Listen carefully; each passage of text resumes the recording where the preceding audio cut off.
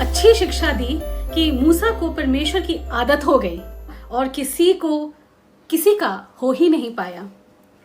उसका 11वां अध्याय 24 से लेके 29। मूसा ने सयाना होकर फिरौन की बिक उत्तम लगा। उसने मसीह के कारण निंदित होने को। मसीह यीशु के नाम में आप सबों को शालोम। मदर्स डे की इस सीरीज में आज हम मूसा की माँ योकेबेद के जीवन को देखेंगे। योकेबेद के बारे में बाइबल बहुत थोड़ा बताती है। इसकी कहानी हमें निर्गमन उसके 2 अध्याय 1 से लेकर के 10 तक मिलती है। 1 से लेकर 10 तक मैं पढ़ रही हूँ। निर्गमन उसका 2 अध्याय। लेवी के घराने के एक पुरुष ने एक लेवी वंश की स्त्री से विवाह कर लिया। वह स्त्री गर्भवती हुई और उसके एक पुत्र उत्पन्न हुआ, और यह देखकर कि वह बालक सुंदर है, उसे 3 महीने तक छिपा रखा। जब वह उसे और छिपा ना सकी, तब उसके लिए सरकंडों की एक टोकरी लेकर उस पर चिकनी मिट्टी और राल लगाई और उसमें बालक को रखकर नील नदी के किनारे कांसों के बीच छोड़ आई। उस बालक की बहन दूर खड़ी रही कि देखे उसका क्या हाल होगा। तब फिरौन की बेटी नहाने के लिए नदी के किनारे आई। उसकी सखियां नदी के किनारे किनारे टहलने लगीं। तब उसने कांसों के बीच टोकरी को देखकर अपनी दासी को उसे ले आने के लिए भेजा। जब उसने उसे खोलकर देखा कि एक रोता हुआ बालक है, तब उसे तरस आया और उसने कहा, यह तो किसी इब्री का बालक होगा। तब बालक की बहन ने फिरौन की बेटी से कहा, क्या मैं जाकर इब्री स्त्रियों में से किसी धाई को तेरे पास बुला ले आऊं, जो तेरे लिए बालक को दूध पिलाया करे? फिरौन की बेटी ने कहा, जा। तब लड़की जाकर बालक की माता को बुला ले आई। फिरौन की बेटी ने उससे कहा, तू इस बालक को ले जाकर मेरे लिए दूध पिलाया कर और मैं तुझे मजदूरी दूंगी। तब वह स्त्री बालक को ले जाकर दूध पिलाने लगी। जब बालक कुछ बड़ा हुआ, तब वह उसे फिरौन की बेटी के पास ले गई और वह उसका बेटा ठहरा, और उसने यह कहकर उसका नाम मूसा रखा, मैंने तो इसे जल से निकाला था। यहाँ पे वो पुरुष और स्त्री कौन है जो पहले पद में हम देखते, लेवी के घराने के एक पुरुष ने लेवी वंश की एक स्त्री से विवाह कर लिया। तो वो पुरुष और वो स्त्री कौन है, वो हमें गिनती की किताब उसका 26वां अध्याय और 59 वर्स में हमें देखने को मिलता है। वहाँ पे हमें पता चलता है, यूँ लिखा है, और अमराम की पत्नी का नाम योकेबेद है। वह लेवी के वंश की थी, जो लेवी के वंश में मिस्र देश में उत्पन्न हुई थी, और वह अमराम से हारून और मूसा और उनकी बहन मिरियम को भी जनी। निर्गमन 2 अध्याय में 2 पद में लिखा है कि और यह देखकर कि बालक सुंदर है, उसे 3 महीने तक छिपा रखा।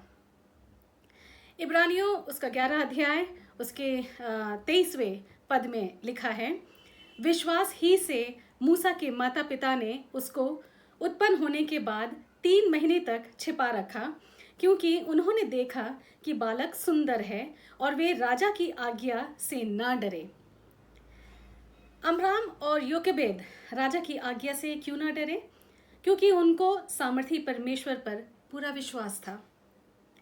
उनको राजा का भय नहीं, बल्कि परमेश्वर का भय था। इसलिए आज हम योकेबेद की प्रशंसा करेंगे, क्योंकि नीति वचन उसका 31 अध्याय में 30वें पद में यूँ लिखा है, शोभा तो झूठी और सुंदरता व्यर्थ है, परंतु जो स्त्री यहोवा का भय मानती है उसकी प्रशंसा की जाएगी। योकेबेद में कई खूबियां हैं।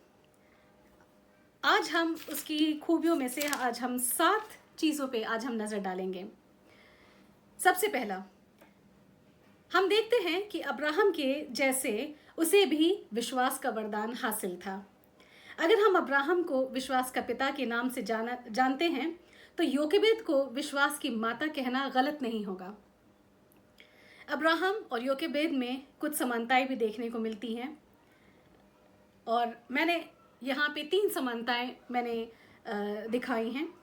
परमेश्वर ने अब्राहम से उसका बच्चा मांगा। परमेश्वर ने योकेबेद से भी उसका बच्चा मांगा। ऐसी परिस्थिति उत्पन्न हुई कि उसे अपना बच्चा खोना पड़ता।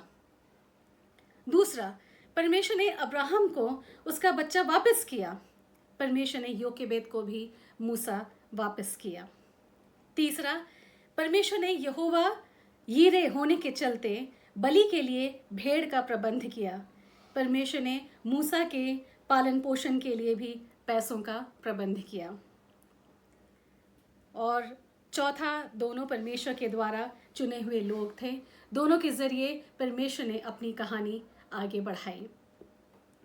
तो ये तो परमेश्वर अब्राहम और योकेबेद के बीच की समानताएं थीं, जिसको हमने पहले पॉइंट में हमने देखा। विश्वास का वरदान जो अब्राहम को भी हासिल था वो योकेबेद को भी हासिल था। दूसरा पॉइंट हम ये देखते हैं कि परमेश्वर के लिए उसने अपनी जान तक दांव पे लगा दी। अपने बच्चे को छिपाने की बात अगर राजा के कानों तक पड़ जाती तो योकेबेद की तो मौत निश्चय थी, उसका मरना निश्चय था। तो यहाँ हम देखते हैं कि उसने अपनी जान तक की भी परवाह नहीं की और अपनी जान को भी दांव पे लगा दी। तीसरा, योकेबेद बहुत चौकन्नी और मेहनती थी। बच्चे की हर छोटी से छोटी ज़रूरत पूरी करना ताकि वो रोए नहीं और किसी को कानों कान खबर तक ना हो, बहुत मेहनत का काम है। ये मेहनत इसलिए भी मैं और पहचान पाती हूँ, इससे रिलेट कर पाती हूँ, क्योंकि मेरे साथ भी ऐसा ही हुआ था। जब मेरा पहला बेटा अनुग्रह पैदा हुआ था तो 6 महीने तक सब लोग आकर के बोलते थे कि आपके घर में तो पता ही नहीं चलता कि बच्चा पैदा हुआ है, कभी बच्चे की रोने की आवाज़ ही नहीं आती। और उस टाइम मैं अपने उन दिनों को याद करती हूँ तो मैं देखती हूँ कि सच में परमेश्वर ने मुझे बहुत चौकन्ना होने का वरदान दिया था। उसकी छोटी से छोटी आवाज़ भी मुझे जगा देती थी और उसकी मैं हर ज़रूरत मैं पूरी करती थी। और सच में अनुग्रह पहले 6 महीनों में तो बिल्कुल भी नहीं रोया और इस तरीके के मुझे कॉम्प्लीमेंट्स हर कोई आकर के देते थे और बोलते थे कि आपके घर में तो पता ही नहीं चलता कि एक छोटा बच्चा है। तो जितनी मेहनत लगी थी मैं जानती हूँ, इसलिए इस चीज़ को मैं अच्छी तरह से भली भांति मैं समझ पाती हूँ। तो योकेबेद भी बहुत चौकन्नी और बहुत मेहनती थी, क्योंकि 3 महीने तक उसने अपने बच्चे को छिपा के रखा और किसी को कानों कान खबर तक नहीं होने दी। चौथा, योकेबेद का चरित्र बहुत ही खरा था। उसमें छल कपट और धोखा बिल्कुल नहीं था। अगर वो चरित्र की कच्ची होती और मानसिक रूप से कमज़ोर होती तो वो मूसा को, फिरौन की पुत्री को वापस देने कभी न जाती। वह मूसा को लेकर रात ही रात में दूर कहीं किसी दूर देश को निकल जाती। मगर चूंकि वो चरित्र की खरी थी, पक्की थी, अपने वायदे की पक्की थी, तो वो वापस मूसा को, फिरौन की बेटी को देने के लिए आई। 5वां, योकेबेद काम करने में विश्वास करती थी। She was a woman of action. ये बाइबल में हमें देखने को मिलता है, क्योंकि बाइबल में हमें उसको कुछ बोलता हुआ हम नहीं देख सकते। वो सिर्फ कुछ करते हुए नजर आती हैं। बोलती है तो मिरियम जो उसकी बेटी है, मगर योकेबेद कुछ भी बोलते हुए बाइबल में नहीं दिखाई देती। वो किसी से भी अपने कामकाज की प्रशंसा, अपने कामकाज की दूसरे लोगों से प्रशंसा नहीं करती, बल्कि सबको काम करके दिखाती है। वह बोलने में विश्वास नहीं रखती, वो करने में विश्वास रखती है। She is a woman of action. 6, Jochebed का घुटनों की प्रार्थना का जीवन था। परमेश्वर को भाने वाला प्रेयर लाइफ था। हर छोटी से छोटी कोशिश को परमेश्वर के हाथ सौंपती थी और इसलिए वो आशीष पाती थी। जब उसके पास कोई उपाय ना था तो उसने नील नदी में मूसा को एक टोकरी में छोड़ दिया। ये योजना बनाई और इस योजना को परमेश्वर के हाथों सौंप दिया। नतीजा हम सब जानते हैं। परमेश्वर को अपनी महिमा के लिए हमसे बड़े बड़े काम नहीं चाहिए। हमारी छोटी छोटी कोशिशें ही उसके लिए काफ़ी हैं। हम बस परमेश्वर को विश्वास से सौंपने की आदत में रहें। विश्वास से सौंपना, प्रार्थना का जीवन, घुटनों का जीवन होना, ये योकेबेद की आदत हो गई थी। ये योकेबेद का नेचर बन गया था। 7वां, योकेबेद ने मूसा को की शिक्षा में भी कोई कमी न छोड़ी। परमेश्वर के बारे में इतनी अच्छी शिक्षा दी कि मूसा को परमेश्वर की आदत हो गई। मूसा को परमेश्वर की आदत हो गई। वो परमेश्वर के अलावा और किसी का हो ही नहीं पाया। उसे राजघराने का राजकुमार तक कहलाना मंजूर न था। इब्रानियों 11 उसका 11वां अध्याय 24 से लेके 29 तक इन्हीं बातों का वर्णन किया गया है। इब्रानियों की किताब उसका 11वां अध्याय 24 से लेके 29 तक मैं पढ़ रही हूँ। विश्वास ही से मूसा ने सयाना होकर फिरौन की बेटी का पुत्र कहलाने से इनकार किया, इसलिए कि उसे पाप में थोड़े दिन के सुख भोगने से परमेश्वर के लोगों के साथ दुख भोगना अधिक उत्तम लगा। उसने मसीह के कारण निंदित होने को मिस्र के भंडार से बड़ा धन समझा, क्योंकि उसकी आंखें फल पाने की ओर लगी थीं। विश्वास ही से राजा के क्रोध से न डरकर उसने मिस्र को छोड़ दिया, क्योंकि वह अनदेखे को मानो देखता हुआ दृढ़ रहा। विश्वास ही से उसने फंसे और लहू छिड़कने की विधि मानी कि पहलौठों का नाश करने वाला इजरायलियों पर हाथ ना डाले। विश्वास ही से वे लाल समुद्र के पार ऐसे उतर गए जैसे सूखी भूमि पर से, और जब मिस्रियों ने वैसा ही करना चाहा तो सब डूब मरे।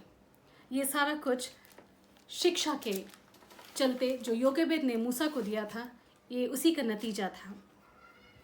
इतनी अच्छी, इतनी उच्च शिक्षा शायद ही किसी माँ ने अपने बच्चों को इतने कम समय में यानी 5 से 7 साल की उम्र तक जब मूसा रहा होगा, उसी बीच में शिक्षा से उसे कूट करके, उसमें शिक्षा कूट करके उसमें भर दे, ठूस दे। परमेश्वर के एक से एक ज्ञान उसको दे दिया, उसे भर दिया। आज हम इन 7 पॉइंट्स को हमने देखा। परमेश्वर इसलिए बहुत अनमोल, बहुत अद्भुत काम हमसे करने का सामर्थ्य रखता है। और योकेबेद जैसी माँ है, जैसा बाइबल हमें दिखाती है। बाइबल ने तो बहुत छोटा सा वर्णन है, मगर चूँकि बाइबल इसके बारे में बहुत कम बताती है, मेरी इच्छा जागी और मैंने परमेश्वर से, पवित्र आत्मा से मैंने चाहा कि इसके बारे में और खुलासा करें। और जो खुलासा परमेश्वर ने मेरे साथ किया तो वो मैंने आप लोगों के साथ शेयर किया। तो परमेश्वर ने न सिर्फ हम सभी माँओं को योकेबेद के गुणों से वो हम सबको भर सकता है, बल्कि हर एक पिता को, हर एक बच्चे को, बूढ़े को, जवान को, हर किसी को योकेबेद के गुणों से भरा जा सकता है। और अगर हम योकेबेद के गुणों से हम भरे हुए पाए जाते हैं तो परमेश्वर को हम बहुत भाते हैं। एक बार फिर से आप सबों को मसीह यीशु में शालोम।